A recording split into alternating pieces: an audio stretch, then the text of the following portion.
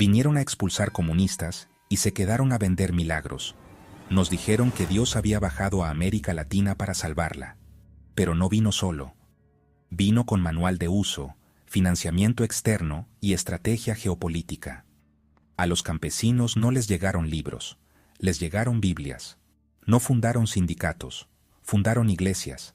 No les hablaron de justicia, les hablaron de pecado. Y no cualquier pecado, uno personal, íntimo, individual. El hambre no era culpa del sistema, era prueba divina. La pobreza, consecuencia del alma tibia. Y así, en el corazón del continente más saqueado del planeta, se instaló la fe como anestesia. Una fe que no denuncia, consuela. Una fe que no organiza, resigna. Una fe que, financiada desde Washington, convirtió el Evangelio en sedante. Durante los años más crudos de la Guerra Fría, mientras América Latina ardía en huelgas, reformas agrarias, movimientos estudiantiles y curas que predicaban desde las fábricas, la CIA entendió que la represión directa era costosa. Matar un líder sindical era escandaloso, pero infiltrarlo con un pastor sonriente era elegante.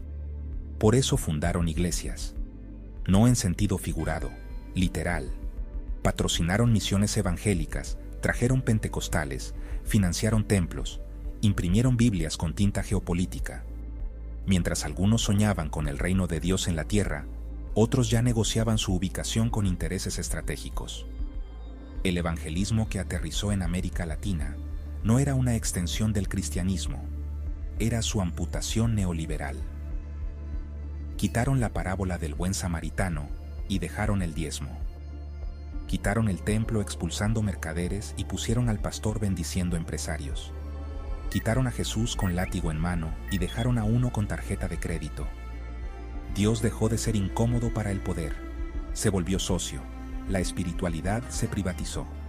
Y la culpa, que antes era estructural, se convirtió en empresa emocional. Ya no había pobres porque el sistema excluía, sino porque el alma fallaba. Ya no había opresores, solo tentaciones. Ya no había política, solo salvación. El nuevo evangelio no era liberador, era contable. Dios quiere verte prosperar, decían los pastores, mientras cobraban en efectivo. La redención tenía precio, el milagro también. El púlpito se volvió escenario, la prédica, coaching y el diezmo, inversión. Los casos abundan y se repiten con patrones que no necesitan profecía.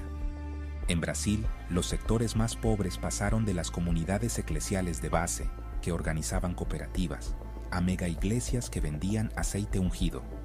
En Guatemala, los evangelistas apoyados por los militares predicaban obediencia mientras se ejecutaban masacres. En Nicaragua, mientras los sandinistas luchaban contra la dictadura de Somoza, los pastores hablaban de los peligros del marxismo, con fondos que venían, directa o indirectamente, de agencias de seguridad de Estados Unidos. El Plan Banzer, diseñado por dictadores y teólogos alineados con intereses norteamericanos, dejó claro el objetivo: despolitizar la fe, transformar al cristiano comprometido en creyente obediente, al pobre organizado en pecador redimido, a la comunidad movilizada en público dócil. No era religión, era estrategia, no era evangelio, era ingeniería emocional. El enemigo ya no era la injusticia, era el demonio. Y al demonio no se lo enfrenta con huelgas, se lo vence con ayuno y oración. El conflicto se privatizó. El infierno se volvió interior. Y el sistema quedó intacto. Lo que no pudieron desarmar con dictaduras, lo lograron con canciones. Lo que no silenciaron con censura, lo calmaron con prédicas. El nuevo orden espiritual decía: no cuestiones al patrón, honra a tus autoridades, y si sufrís, agradece porque Dios te está probando.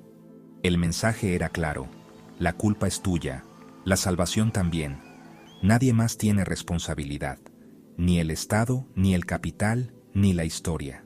Solo vos y tu alma.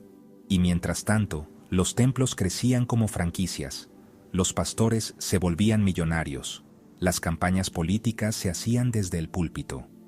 Y la iglesia, que antes albergaba rebeldes, ahora ungía presidentes que prometían orden, armas y Biblia en mano. No fue casualidad, fue arquitectura. Nos vendieron una cruz sin contexto, una fe sin pueblo, un Dios sin justicia. Nos enseñaron que rezar era más revolucionario que organizarse, que obedecer era más virtuoso que dudar, que llorar era mejor que resistir. Y así, mientras se expandía el hambre, también se expandía el evangelismo. No porque curara, sino porque distraía. No porque liberara, sino porque acomodaba. No hay que ser teólogo para entender el mecanismo. Hay que ser lúcido. Hay que mirar el mapa y ver que donde antes había conflicto social, hoy hay templo. Que donde antes se hablaba de reforma agraria, hoy se habla de prosperidad espiritual. Que donde antes se reclamaba justicia, hoy se predica obediencia. Lo que llamaron crecimiento evangélico fue, en muchos casos, desmovilización planificada. Lo que llamaron avivamiento fue anestesia. Lo que llamaron milagro fue fuga. El cuerpo dejó de importar, la estructura también. Solo quedó el alma, flotando sola, culpable de todo. Y mientras tanto, la CIA cerraba informes satisfechos. Porque no hacía falta más represión si el pueblo se autovigilaba en nombre de Dios. Porque no hacía falta más censura si los fieles repetían que toda autoridad viene de lo alto. Porque no hacía falta más deuda si la culpa ya hipotecaba hasta el alma.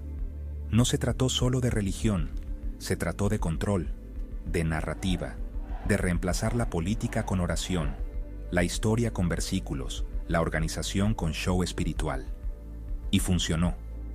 Funcionó tan bien que hoy seguimos repitiendo que el problema está en el corazón del hombre, cuando siempre estuvo en las estructuras que lo aprietan. El negocio de la fe fue el negocio del silencio, y América Latina se llenó de templos mientras se vaciaba de conciencia, porque cuando la injusticia se convierte en prueba divina, el poder duerme tranquilo, y nosotros, mientras tanto, cantamos alabanzas en idioma extranjero. Texto escrito por Manuel Fernando González Villamil.